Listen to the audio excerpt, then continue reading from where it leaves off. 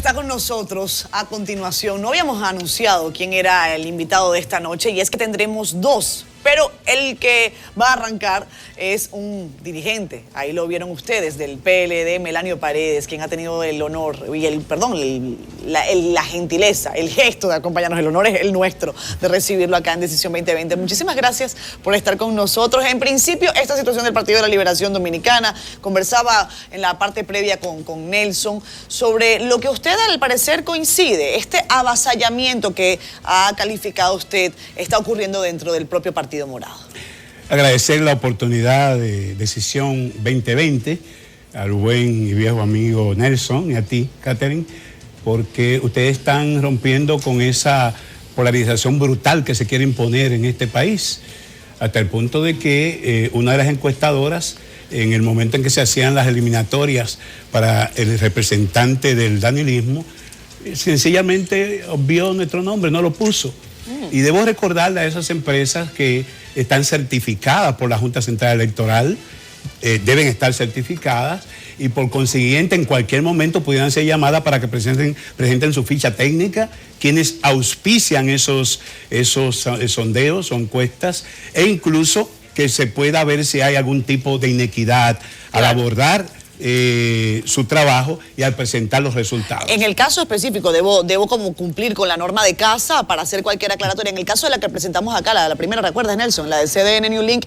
Cuando se presentó usted todavía no era candidato, no se había presentado oficialmente su candidatura, por eso entendemos que no se Hubo una que se se presentó, ya estaba inscrito, e incluso uno de los compañeros del excelente equipo que me acompañan envió una comunicación y no recibió respuesta. No hubo respuesta. De todas maneras, en el momento en que yo escribo mi candidatura me convierto en un sujeto con derechos legítimos y jurídicamente protegidos. Y estoy tomando nota del curso de este proceso y paso entonces a responderte a tu pregunta. Eso lo te iba a comentar. Efectivamente, en eso yo siempre hemos tenido muchas afinidades. El sábado pasado, mientras desarrollaba uno de los pocos actos masivos que puedo organizar, porque no estamos en capacidad de hacer el despliegue de recursos que hace otro o de movilizaciones. Nosotros hemos hecho una campaña modesta, creativa, inteligente, por aquello que decía Alvin Toffler a principios del siglo.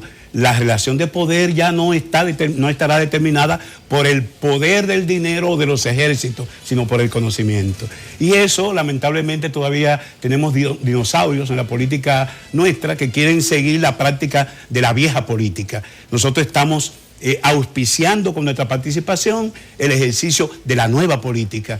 Y como tal, entonces, entendemos excesivo y abusivo el hecho de que se hayan constituido comandos electorales en favor de un candidato que son virtualmente gabinetes o subgabinetes del Estado Dominicano, del gobierno dominicano.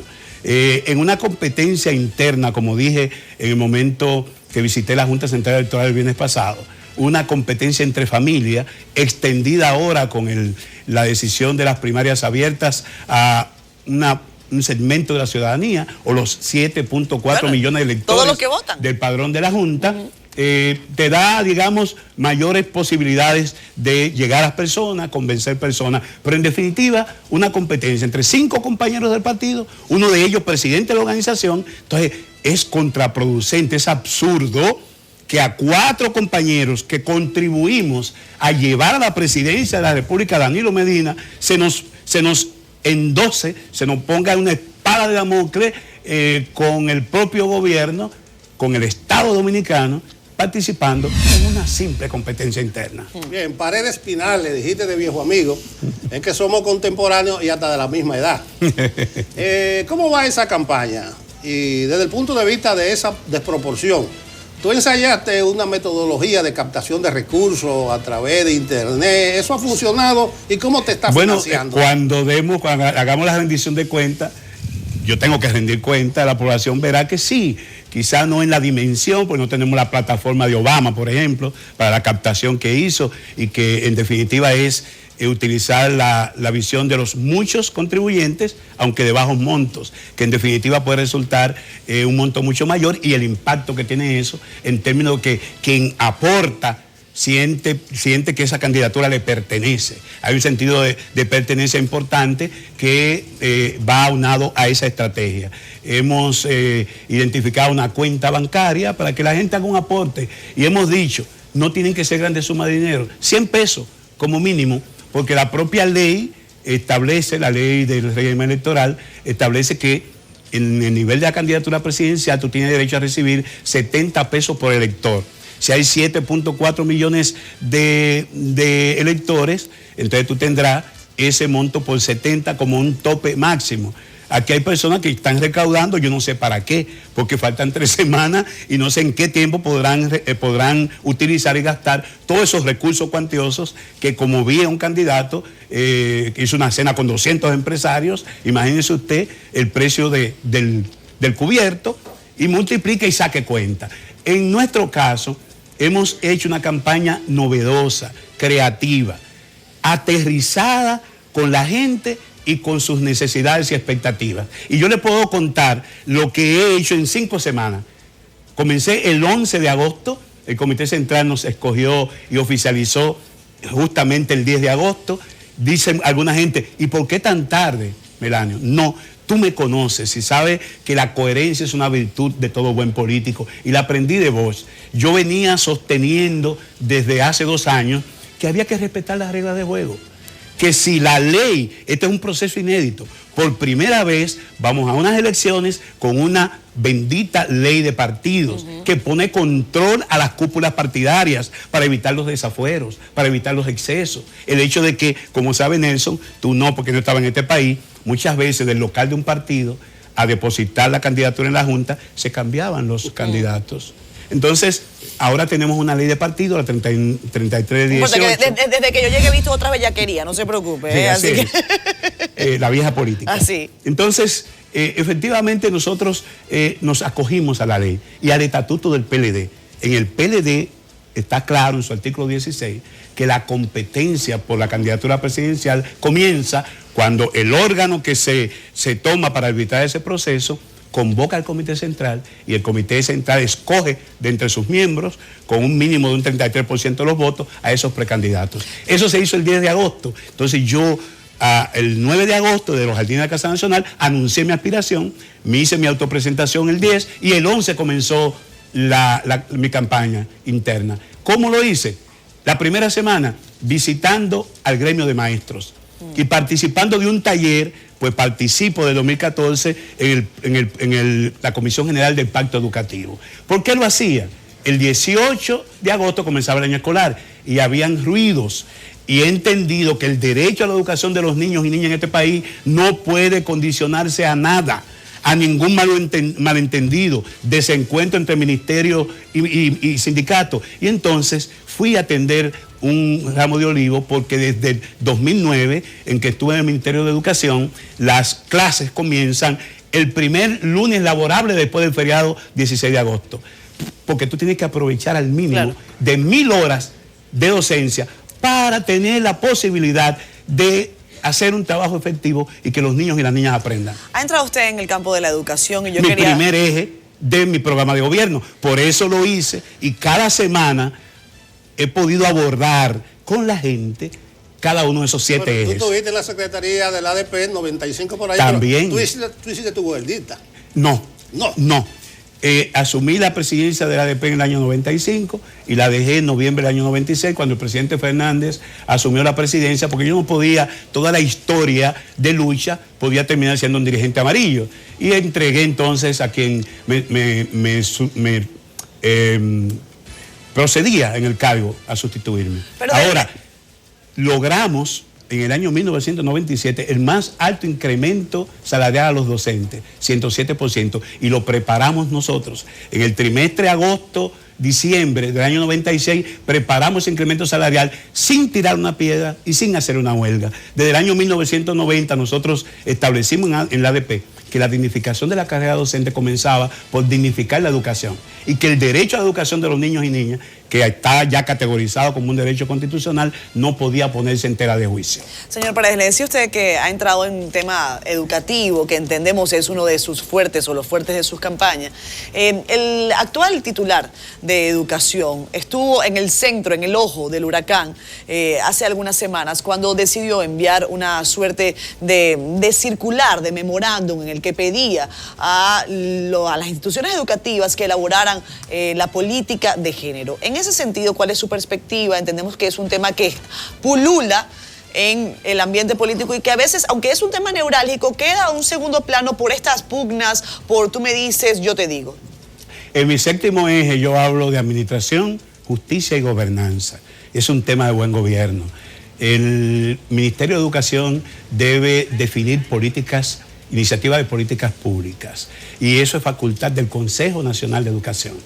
Aquí, en los últimos tiempos, y sobre todo impuesto por la agenda internacional, se quiere unificar la política de familia con la política de género o la ideología de género.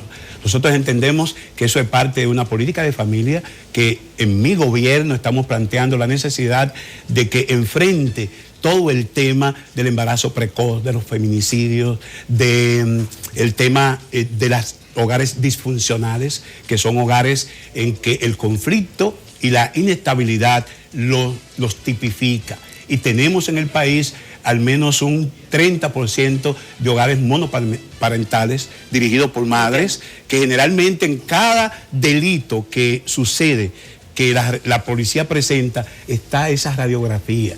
Es un hijo de una joven que se embarazó a los 13 y 14 años, el hijo pasó a vivir con los tíos o los abuelos y allí no hay posibilidad de inculcar valores, que es un tema fundamental de la familia comunidad básica. Entonces el tema de política de género tiene que ser definido institucionalmente en el Consejo Nacional de Educación, y ahí estuvo el desencuentro entre diferentes sectores y el ministro, porque lo hizo a través de una orden departamental, que es una disposición administrativa del ministro y no producto del consenso. Por eso hablé del pacto educativo.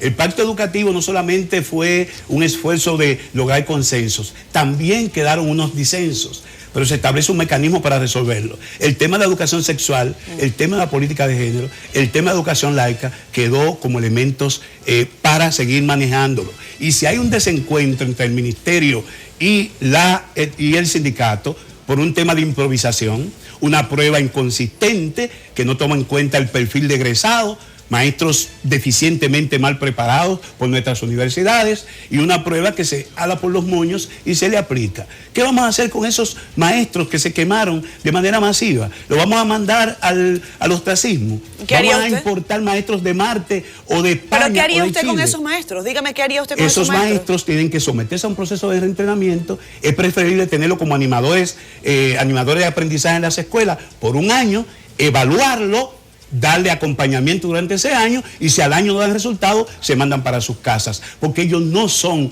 los culpables de su malformación. Y los sistemas educativos, se ha establecido muchas veces, su calidad se mide por la calidad de sus docentes. Es una de las políticas que nosotros impulsaremos en nuestro programa de gobierno en materia educativa. Bueno, evidentemente que uno de los fuertes de Melanio es la educación. No quisiéramos que te vayas sin decirnos qué perspectiva tú le ves a tu partido. Tú fuiste ministro de Educación hasta el 11, de ahí no te nombraron en ningún sitio, parece que terminaste con malos términos con Danilo. ¿En qué pie quedará parado a partir del 6 de octubre el PLD? Melanio siempre ha sido principista y eso le crea problemas, pero yo prefiero andar solo con la verdad. Y el día que hice la presentación les dije claro, tanto al presidente Fernández como a Danilo Medina, que yo nunca había pedido un puesto, nunca había planteado una aspiración individual. Yo quiero, sin embargo, antes de terminar con eso, decirle que en la segunda semana visité 2 hospitales de este país importantes, el Darío Contreras y el Marcelino Vélez. ¿Para qué? Para intercambiar con los directores de esos hospitales, con las enfermeras, con los médicos, con los usuarios, qué vamos a hacer con la atención primaria. Porque esos hospitales que están orientados a ser centros especializados de referimiento se ven abarrotados porque en lugar de atender esos casos, tienen que atender casos como una señora que viene de Samaná al hospital de Herrera a hacerse un estudio de Papa Nicolau. Entonces es importante que los candidatos y candidatas que participan en este proceso le digan al país qué van a hacer con la seguridad social, qué van a hacer con la atención primaria, qué van a hacer con el copago en los hospitales, y a los políticos que aspiran a dirigir este país, qué van a hacer con la extraordinaria infraestructura que nos va a dejar Danilo Medina y los costosos equipos que están ahí y muchas veces se dañan o se subutilizan porque les falta una tarjetita electrónica. Bien. Como tal, también visité la Ría de los Amas y pude ver desde la placita de la Ciénaga a la Poza del Berro todo, la tremenda desigualdad social que hay cuando coexisten en un mismo punto, debajo del puente Francisco de Rosario Sánchez, la modernidad del metro de Leonel o del teleférico de Danilo con una situación de asentamientos en unas condiciones infrahumanas. Entonces, esa deuda social y moral que tienen todos los gobiernos, incluidos los 5 nuestros, son los que Melanio Paredes ha asumido el compromiso para saldar con el pueblo dominicano. Muchísimas gracias, Melanio Paredes, por habernos acompañado. Yo lamento que no tengamos no tenemos mucho tiempo. Agradezco la oportunidad para desarrollar todos los ejes que tenemos planteados. Igualmente CDN es su casa, le agradecemos enormemente que nos haya acompañado. Tenemos que irnos a comerciales. Pero lo cualitativo de tu presencia es que nosotros somos una tribuna abierta a todas las manifestaciones, como decía el programa deportivo aquel. Y no solamente este programa, CDN Canal 37 en su totalidad.